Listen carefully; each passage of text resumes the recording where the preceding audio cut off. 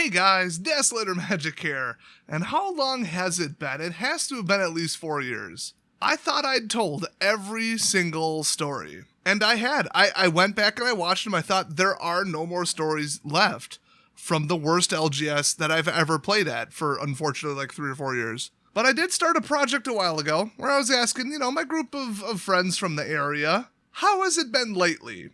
Because I haven't been there. And they had some things to say. So while this video is going to pale in comparison to the rest of the series, which I recommend you watch, I think it has about 3 or 4 million views collectively. It's approaching more views than the entire Harry Potter series. Don't look that up, just take my word for it.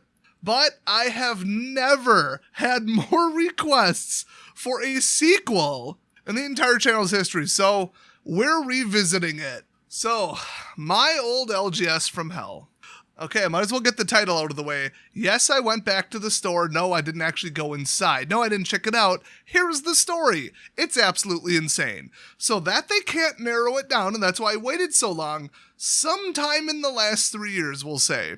A friend that I occasionally do like side work for at the time, because I was still, working for myself. He said, hey, we're doing a job on the, sequence of buildings, like the strip or whatever you call it. And one of them it's on this road. Isn't that store that you made all them videos about?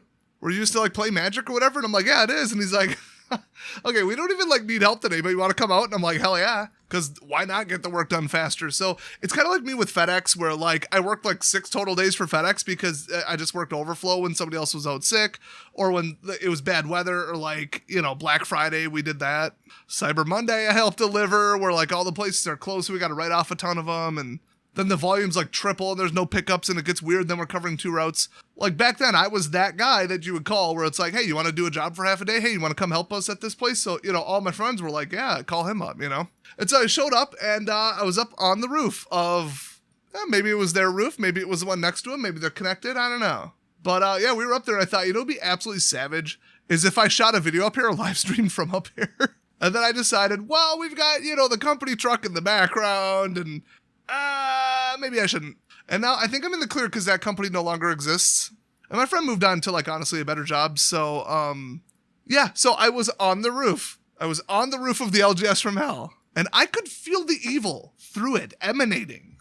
I also felt some really strong wind too. It was a really bad day for that. Anyway, I know, a bit of a letdown, but I thought it was hilarious. I'm bro, they don't even know I'm up here. So I heard from some friends in the area that, well, they aren't too sure, but I think the guy that I had the biggest problem with that worked there, he was a judge who got kicked out of the judge program due to multiple severe complaints, and they hired him. They were aware of this, and they hired him. They're pretty sure it's the same person, or it's somebody with a similar disposition. So they were playing D&D, and this fairly new person walks in. They're kind of browsing around, looking, they want to pick up some miniatures on the way, and so they showed up 30 minutes before the D&D game started. And he comes back into the back play area without buying anything. He's like, dude, what is up with that guy? And my friend goes, what? Him?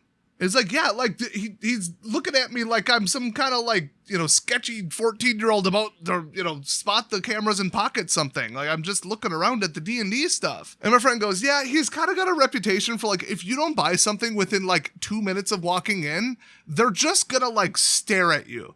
Either they're just oh my gosh, make a purchase so that I can stop paying attention to you and then go back to whatever podcast I'm listening to on my phone. Or they've maybe had a problem with theft. I mean, it's not in the best area.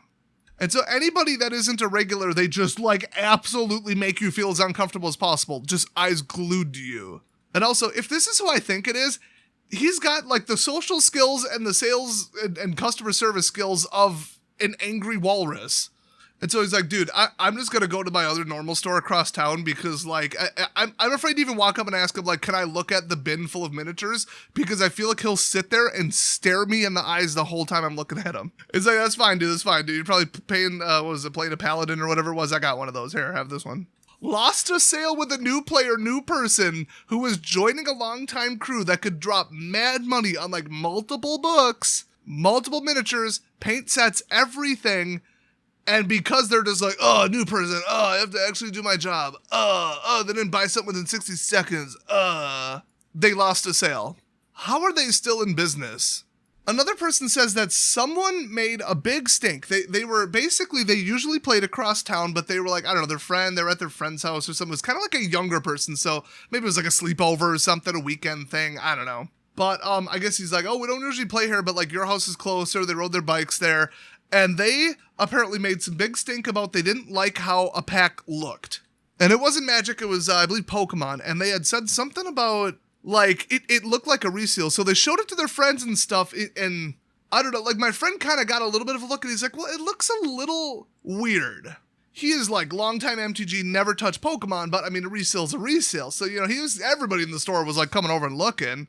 And I guess the staff had, like, said something, and then he's just like, whatever, and left with it. He didn't, like, demand a refund or make a big deal, but apparently ever since, this dude's been going to his normal store, which is a completely different one across town, closer to where he lives, I guess, telling everybody, don't go there, they have reseals, don't go there. So I guess he didn't pull a very good card out of it, because he eventually opened it, and is now accusing them of a reseal. Now, that's the one thing where me going there for years and years and years, I have never heard of them outright scamming people. Never once. Never seen them scaling packs, never seen them get accused of rigging anything or, you know, anything like that. But like a blatant reseal, where would they even have a room to do it? Usually people like that have a back room, like a back storage area, and then like a Mylar recrimper and all that stuff. But from what I heard, this looked like a super glue job, and I thought, well, maybe the staff was dumb enough to like take a return, but the staff, I mean, they're unfriendly, but they're not stupid. Like, they've been in the hobby thing for a while, although... Okay, before I get into that tangent, this kid didn't say, well, let's see the rest of the box. Let's just see if they all got a bad crimp, or let's see if they were contaminated. Maybe it was dust, it wasn't super glue residue, I don't know. That's what you would normally do. You don't just sell one pack and sit there and talk crap about them, especially, I mean... Kids like to make up stories more than established mature adults who have like been in the hobby. And, you know, I think the kid was just mad that he got bad pulls and wanted to, I don't know, dump on the store. I don't know. Anyway, back to the staff. I heard there's a new person that started, and the suspicion is it must be like a friend or family member of the owner or something, because they do not know hobby stuff. They don't know board games. They don't seem to be willing to learn, I guess. And they just, like, basically the regulars were telling me, because, you know, I hit them up for all these stories. I said, just give me anything, you know. They were telling me, like, people will constantly come in and be like, well, what's a good game for this? And they're like, well, it usually says in the corner of the box what the ages are for. I haven't played many of them. Good luck. Let me know if you have any other questions. I honestly don't know if that person lasted that long here. The friend who had told me that said that even he stopped playing there. Because now there's better options. They're kind of far away. But one of them, I don't want to get into too many details, but like they kind of moved to like a better spot that has like a better play area. Now like that's the premium, brand new shiny one, you know? And they're like the #1 competitor. And they are run by someone who actually gives a crap and by staff who are usually like really cool. So the other thing that I heard was that the owner is a bit of an oddball. I had heard for the longest time from my friends who first got me into D&D and Magic, so we're talking like 2013, 2014, that the owner is like really nice guy, like super chill, mellow, like, you know, not Mr. outgoing woo salesman, just Mr. down low, mellow, quiet talking, reserved, you know, whatever, but like nice, you know? And people can respect that. And also I think he has some other side business. I guess I shouldn't say, but like it's something that makes a pretty good amount of money with like not a huge amount of effort. With like some residuals or something, or his like passive income. So he doesn't really have to make money. He probably just has to kind of break even, which is a lot simpler. And they got customers in and out. I mean, this was a pretty high volume store, I'm just saying. But he's known for being a little like not, you know, because of that, he's not like, this has to work. I have to meet my monthlies. I have to pay my bills. It has to be this. It has to be perfect. If there's a problem, I'm going to fix it immediately. Like Mr. Like I'm hanging on by a thread, you know, business owner, or like, I don't want to make 3,000 this month. I want to make 10,000, you know, that kind. And then so COVID happened. What I heard is, well, they obviously had to shut down all of the playrooms.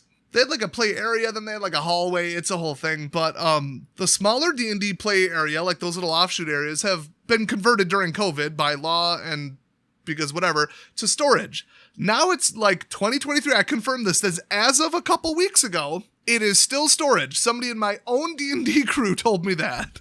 So the owner, I guess, just never felt motivated enough to, you know, open up the other, I don't know, 50% of the play area.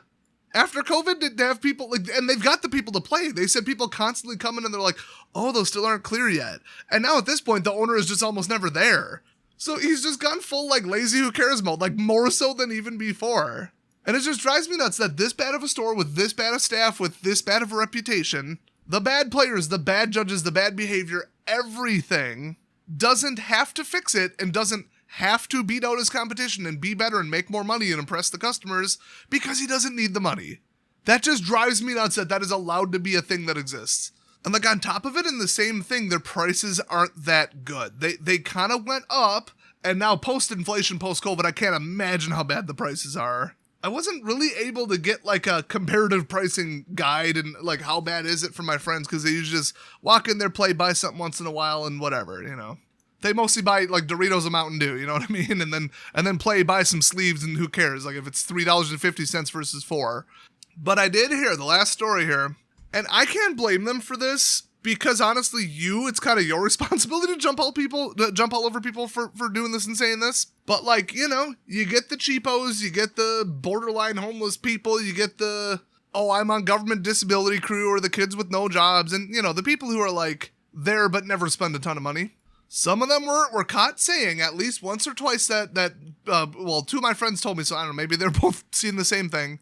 But they didn't say it like to the staff, but the staff overheard them saying, oh man, we could get this cheaper online. And the staff was just like, yeah, but the play area, you know, but they were being like super grouchy and like aggressive about it. Not like flying off the handle, flipping tables, you know. But like, yeah, well, this and that, and then the shipping, and then like it's unfair, and this is like a premium thing, and like we got this one, which we are selling at MSRP, where you can flip this online for 40% more because it's limited, but we're selling it at, you know, at cost because players, but this is just the margin and distributors, and it is what it is.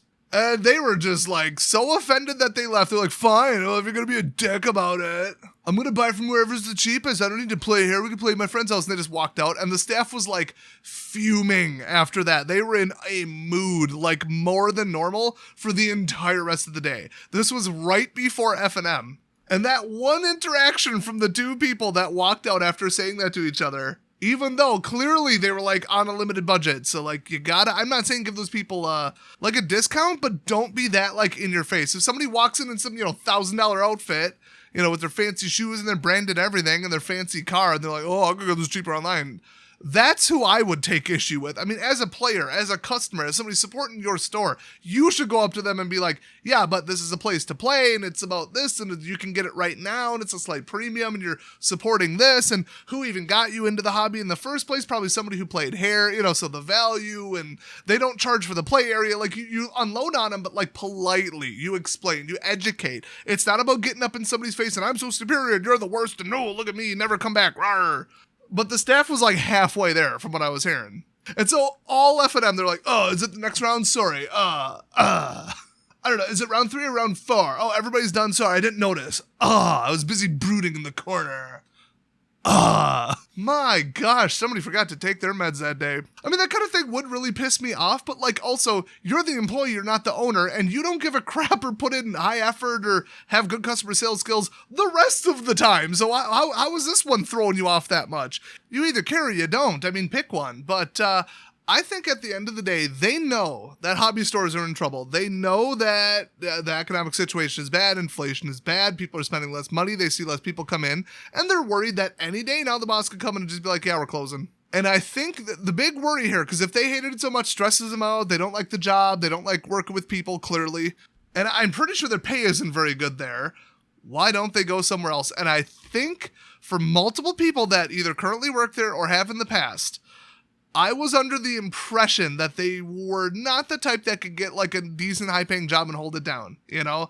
They wouldn't show up on time. They got some kind of problem, who knows, some kind of, I don't know, addiction, gaming addiction, substance problem, their credit score is crap, criminal history, but they kind of knew the owner and he was like, nah, you're cool, you can work here. Like, they know they couldn't easily work somewhere else because they very clearly want to. But at the same time, they're stressing out when people come in and start disrespecting them. And like saying and doing stuff like, oh, don't make this purchase here. Like that's more money out of the store's pockets. And it's not like they're making a sales commission, but like I said, they're worried that they might close. And then where are they going to work, you know? I know, I've been there. I told you guys I worked at a graphics and printing facility, and half the people were, long timers, where they're like, at lunch, man, I hate this place. I'm looking. I'm like, okay, it's been 8 years, Cheryl. I'm pretty sure you're kind of settled in here. You're on your 3rd divorce. You're lucky they just dropped them charges. Yeah, you ain't exactly getting a job at the bank, okay, with your history. Just saying. And in case I didn't mention it, the other half of the workers were either dumb teenagers or they're on work release from the prison. So, yeah, shout out to everybody who's worked at a place like that where people are like, oh, I hate this. Oh, everything stresses me out. Oh, this is so awful. I need to get out of here. Oh, this is terrible. But they know darn well they ain't going anywhere else because of their own personal decisions. And that just depresses them and makes them even angrier. So don't spiral down into that. Don't make stupid mistakes. There you go. Dad advice from Des. Here's some more advice. Like, subscribe, and check out the rest of this playlist. If you click on my channel's name and then playlists, LGS from Hell is a playlist. The other videos are so much better than this, okay? This is just a fan service video. If you're like, I don't get it. Why is he hyping this up? This video was boring crap. Oh, the other videos have the crazy stories. So go check those out. It will make you question your participation in this hobby at all. And I'm going to go back to playing Green Hell instead of Arena because screw Magic the Gathering. Thanks for watching.